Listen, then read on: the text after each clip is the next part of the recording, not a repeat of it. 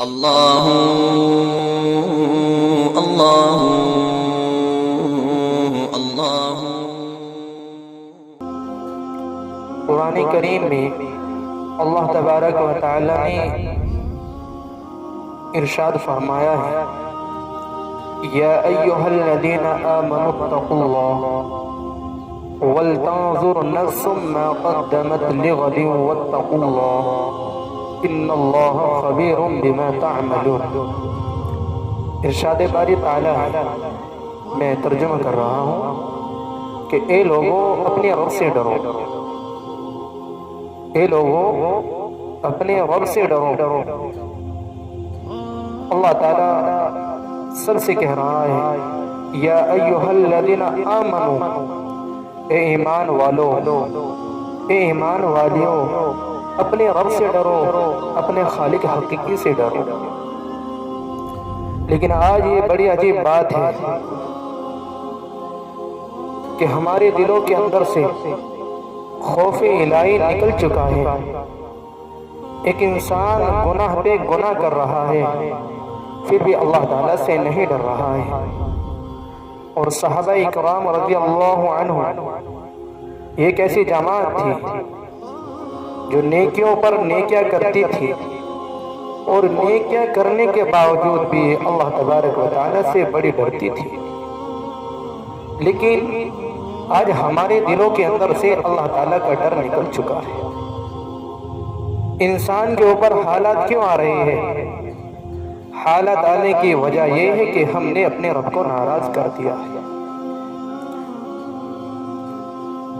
ہم نے اپنے خالق کو ناراض کر دیا ہے۔ اللہ ہم سے بڑا ناراض ہو چکا ہے، لیکن ہمیں پھر بھی سمجھ نہیں آ رہا ہے، پھر بھی ہم صبر نہیں رہے، پھر بھی ہم اپنا رخ نہیں بدل رہے، پھر بھی ہم گناہوں کو نہیں چھوڑ رہے، پھر بھی ہم ظلم و ستم کو نہیں چھوڑ رہے، پھر بھی ہم سیدھی راہ پر نہیں چل رہے۔ آج فصل کی فصلہ تباہ ہو چکی ہے۔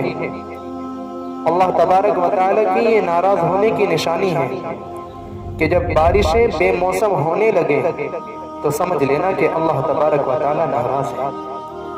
آپ کو نظر نہیں آتا، کیا دیکھ نہیں رہا ہے کہ فصلیں تیار کھڑی ہیں، لیکن بارشوں کا اچانک سے آ جانا، اچانک سے موسم کا بن جانا، یہ اللہ تبارک و تعالیٰ کے ناراض ہونے کی نشانی ہے۔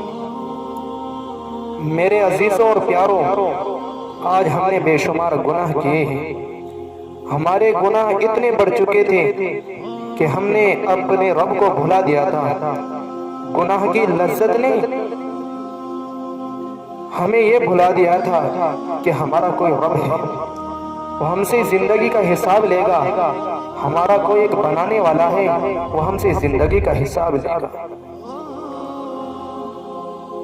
اور دلوں کے اندر سے اللہ تبارک و تعالیٰ کا ڈر نکل جائے، اگر دلوں کے اندر سے گناہ کرتے ہوئے خوف نکل جائے، اگر دلوں کے اندر سے احساس نکل جائے، تو سمجھ لینا کہ ہمارے دلوں کے اندر جو ایمان تھا وہ ایمان ختم ہو چکا ہے۔ اے میرے عزیزوں، اے میرے پیاروں، ہماری زندگی کا مقصد دنیا نہیں ہے، ہماری زندگی کا مقصد آخرت ہے۔ اللہ تبارک و تعالیٰ نے ہمیں دنیا کے اندر صرف آخرت کی فکر کے لیے، آخرت کی تیاری کے لیے، آخرت میں کامیابی حاصل کرنے کے لیے اللہ تبارک و تعالیٰ نے ہمیں دنیا میں اتارا ہے۔ اور اللہ تبارک و تعالیٰ قرآن کریم میں جگہ جگہ ہمیں سمجھا رہا ہے، جگہ جگہ ہمیں بتا رہا ہے کہ تمہارا دنیا کے اندر آنے کا مقصد کیا ہے، تمہیں دنیا میں کیوں اتارا گیا ہے، تم دنیا میں کیوں آئے۔ اللہ کہہ رہا ہے کہ لوگوں اپنے رب سے ڈرو، آمنوا اتقوا اللہ، اے لوگوں اپنے رب سے ڈرو، وَلْتَنْظُرْ نَفْسٌ مَا قَدَّمَتْ لِغَدٍ وَاتَّقُوا اللَّهَ۔ اور آگے کہا ہے کہ ہر شخص یہ غور کر لے کہ اس نے کل قیامت کے لیے، آنے والے دن کے لیے کیا چیز آگے بھیج دی ہے اپنی حفاظت کے لیے؟ آگے کیا بھیج دیا ہے؟ اور آگے کہا ہے اللہ تبارک و تعالی نے واتقوا اللہ، اور اللہ سے ڈرتے رہو، ان اللہ خبیر بما تعملون، اور اللہ تبارک و تعالی کو تمہارے ہر اعمال کی خبر ہے، تم کیا کر رہے ہو۔ اے میرے عزیزوں، اے میرے پیاروں، اپنے رب سے ڈرو، اپنے مالک سے ڈرو۔ جب ہمارے دلوں کے اندر خدا تعالیٰ کا خوف پیدا ہو جائے گا، ہم اللہ تعالیٰ سے ڈرنے والے بن جائیں گے، تو یقیناً ہم سے گناہ چھٹ جائیں گے، ہم گناہوں کو چھوڑ دیں گے، گناہ چھٹ جائیں گے۔ لیکن اللہ تبارک و تعالیٰ کا خوف دلوں کے اندر ہونا ضروری ہے۔ وہ صحابہ کی عظیم جماعت، وہ صحابی جو عشرہ مبشرہ میں سے ہے، جن کے بارے میں محمد عربی صلی اللہ علیہ وسلم نے کہا ہے کہ ابو بکر تو جنتی ہے، عمر تو جنتی ہے، علی تو جنتی ہے، عثمان تو جنتی ہے، طلحہ تو جنتی ہے۔ جنت کی بشارتیں مل چکی ہیں کہ تم جنتی ہو۔ جنت کی بشارتیں ملنے کے بعد حضرت ابو بکر صدیق، جس کے بارے میں اللہ کے رسول نے فرمایا ہے کہ میں نے سب کا حق ادا کر دیا، لیکن ابو بکر کا حق اللہ تبارک و تعالی ہی ادا کریں گے۔ ابو بکر کا حق اللہ تبارک و تعالی ہی ادا کریں گے۔ اور یہ ابو بکر کہتے ہیں، یہ ابو بکر کہتے ہیں کہ کاش میں کوئی گھاس کا تنکا ہوتا اور کوئی جانور آتا مجھے کھا لیتا،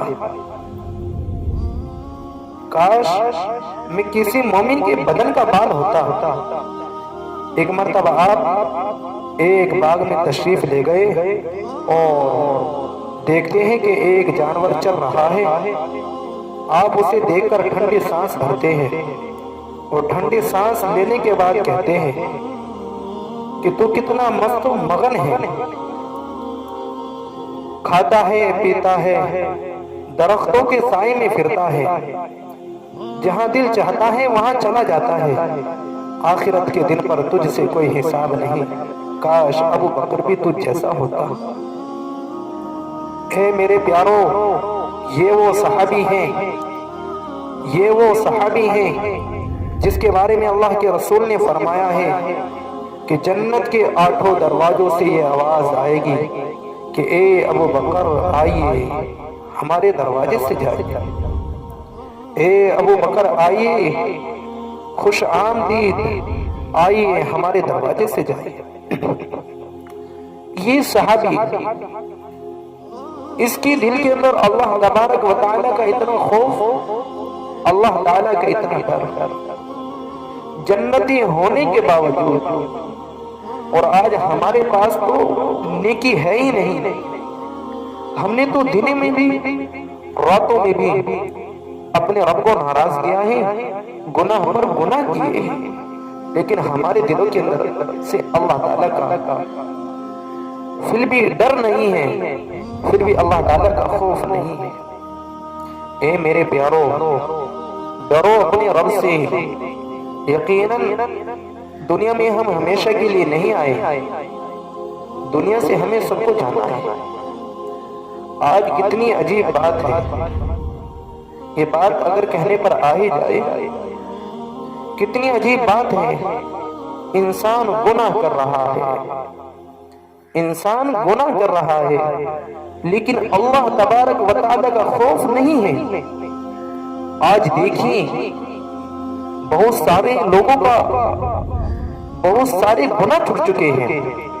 کس کے ڈر سے؟ حکومت کے ڈر سے گناہ چھٹ چکے ہیں۔ آج یہ بات نظر آ رہی ہے، لوگ اپنے نکاح کو حکومت کے ڈر سے، اپنے نکاح کو صرف 3-4 آدمی لے جا کر رہے ہیں۔ کاش یہ نکاح اپنے رب کے ڈر سے اپنی نبی کی سنت سمجھ کر کیا جاتا تو میرے عزیزوں انسانوں کے اوپر یہ حالات نہیں آتے. آج حکومت کے ڈر سے 3 آدمی کو لے جا کر نکاح تو ہو رہا ہے، لیکن اس سے پہلے اپنے رب کے ڈر سے 3 آدمیوں کو لے جا کر نکاح نہیں ہوا. پوری کی پوری باراتیں جاتی تھی، جلوس ہوتا تھا، پٹاخے پھوٹتے تھے، آتش بازی کی جاتی تھی، اور آج سب چیزیں چھٹ چکی ہے کیونکہ حکومت کا ڈر ہے.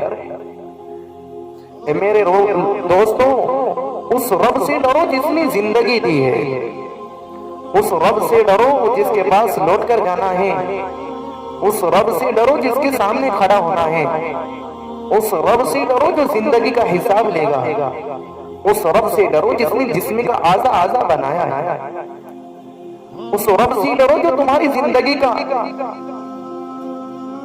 فیصلہ کرے گا کہ تم جنتی ہو یا جہنمی ہو. اس رب سے ڈرو، اس رب سے ڈرو. حضرت عمر رضی اللہ عنہ اللہ تبارک و تعالی سے اتنے ڈرتے تھے، خدا تعالیٰ کا خوف دل کے اندر اتنا تھا، فرمایا کرتے تھے کہ کاش اے عمر تو کوئی گھاس کا تنکا ہوتا، کاش اے عمر تجھے تیری ماں نے جنا ہی نہ ہوتا. حضرت عمر کی حالت یہ تھی. اور کون سے صحابی ہیں جن کے بارے میں اللہ کے رسول نے کہا ہے کہ اگر میرے بعد کوئی نبی ہوتا تو وہ عمر ہوتا، میرے بعد اگر کوئی نبی ہوتا تو وہ عمر ہوتا. اور یہ عمر کہہ رہے ہیں کہ کاش مجھے میری ماں نے جنا ہی نہ ہوتا. کیوں کہہ رہا ہے؟ کیونکہ آخرت کا خوف ہے دل کے اندر، آخرت کا ڈر دل کے اندر ہے. پتا ہے کہ رب کے سامنے کھڑا ہونا ہے، رب زندگی کا حساب لے گا.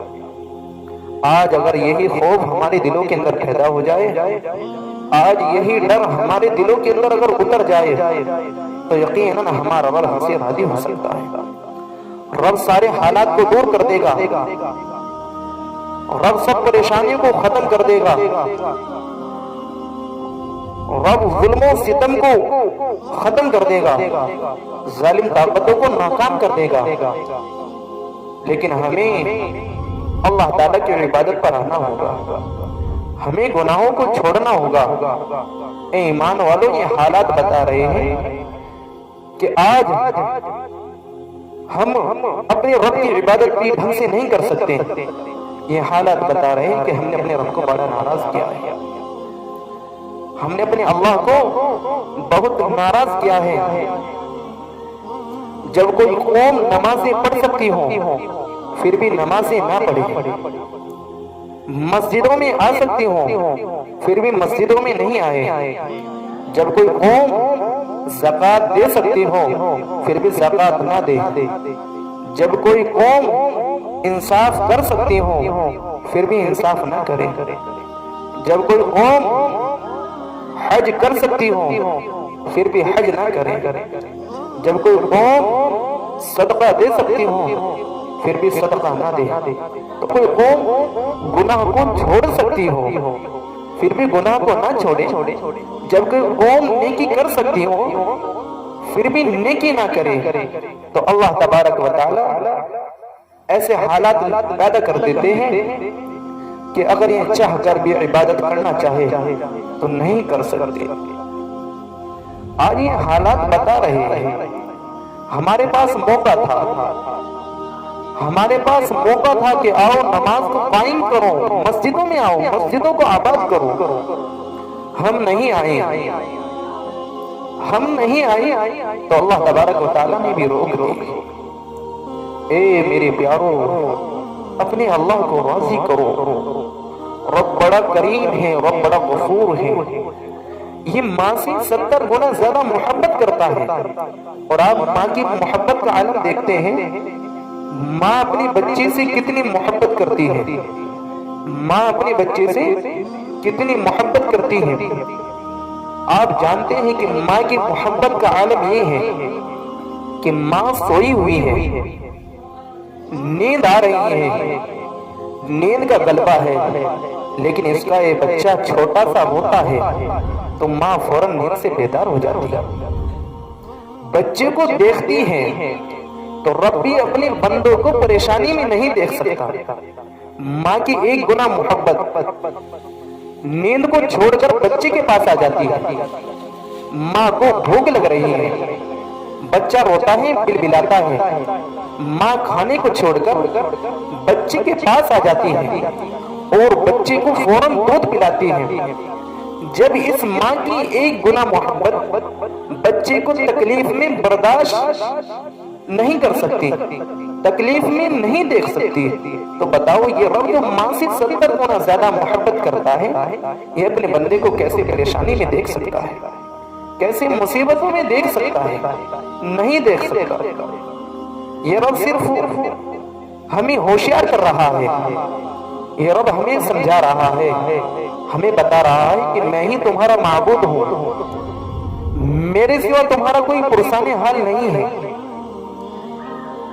میں ہی تمہارا آقا ہوں، میرے ہی پاس تم کو لوٹ کر آنا ہے، مجھے راضی کر لو، اپنے گناہوں کی توبہ کر لو، نیکیاں کر لو، گناہوں کو چھوڑ دو، اپنی زندگی کے اندر اپنے نبی کا طریقہ پیدا کر لو، اپنے رب کو راضی کر لو، اپنے رب سے ڈرو۔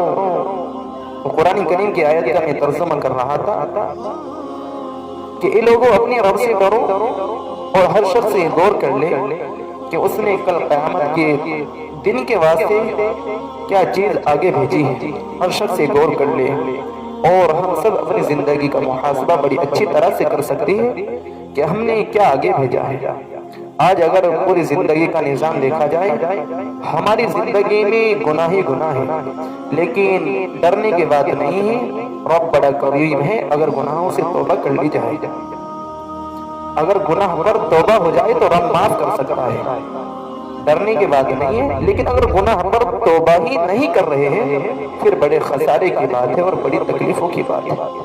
آگے کہا ہے اللہ تبارک و تعالی نے ان اللہ خبیر بما تعملون، اور اللہ تبارک و تعالی کو تمہارے سب اعمال کی خبر ہے کہ تم کیا کر رہے ہو، اور ولا تکونوا کالذین نسوا اللہ فانساهم انفسهم اولئک هم الفاسقون، اور ان لوگوں کی طرح مت ہو جانا۔ دیکھو کتنی اچھی بات ہے کہ اللہ تبارک و تعالی ہمیں کیسے سمجھا رہا ہے، ہم پھر بھی نہیں سمجھ رہے ہیں کہ ان لوگوں کی طرح مت ہو جانا جنہوں نے اپنے رب کو بھلا دیا ہے، جنہوں نے اپنے رب کو بھلا دیا ہے، اور اللہ تعالیٰ نے کہا ہے کہ جنہوں نے اپنے رب کو بھلا دیا ہے ہم نے بھی ان کو ان کی جان سے بھلا دیا۔ یہ حقیقت بات ہے، جنہوں نے اپنے رب کو بھلا دیا ہے اللہ تعالیٰ نے ان کی دلوں کے اندر سے ایمان کی نورانیت کو نکال لیا ہے، اعمال کرنے کا شوق ان کے دلوں سے نکال لیا ہے،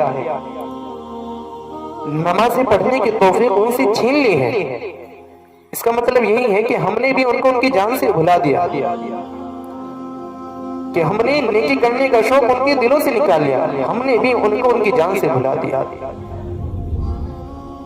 جنہوں نے اپنے رب کو، ان لوگوں کی طرح مت ہو جانا جنہوں نے اپنے رب کو بھلا دیا ہے، اور جنہوں نے اپنے رب کو بھلایا ہے ہم نے بھی ان کو ان کی جان سے بھلا دیا ہے۔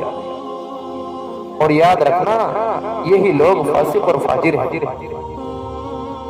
اور لا یستوی اصحاب النار و اصحاب الجنہ، اور خوب سمجھ لو جنت والے اور جہنم والے برابر نہیں ہو سکتے،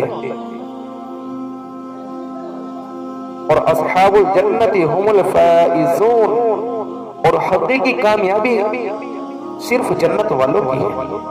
تو میرے عزیزوں، کامیاب اگر کوئی انسان ہے تو جنت والا ہے، اور جنت کیسے ملے گی؟ جنت کے لیے اپنے رب کو راضی کرنا ہوگا، اپنے رب کو منانا ہوگا۔ ایک اللہ والے فرماتے ہیں کہ میں ایک مرتبہ سفر پر جا رہا تھا، میں ایک مرتبہ سفر پر جا رہا تھا، راستے میں مجھے حاجت پیش آئی، مجھے بیت الخلا میں جانا تھا، مجھے راستے میں ایک بیت الخلا نظر آئی، میں نے اس بیت الخلا میں جانے کی کوشش کی، مجھے دروازے پر اس کے مالک نے روک دیا اور کہا کہ اس میں جانے کے لیے پیسے دینے پڑیں گے، مجھے بڑا افسوس ہوا، اور وہ فرماتے ہیں کہ اے لوگوں، کہ کتنی عجیب بات ہے اور سوچنے کی بات ہے کہ جس جگہ شیطان رہتا ہے اس جگہ انسان بنا پیسے دیے نہیں جا سکتا، تو بتاؤ جنت میں بنا اعمال کیے کیسے جا سکتا ہے؟ اے میرے پیارو، اپنے رب کو راضی کرو، نیکیاں کرو اور گناہوں کو چھوڑ دو، خدا کی قسم تمام آنے والے حالات آسانیوں میں بدل جائیں گے، تمام پریشانیاں آنے والی آسانیوں میں بدل جائے گی اگر ہم اپنے رب کو راضی کر لیں اور اپنے رب کو منا دیں۔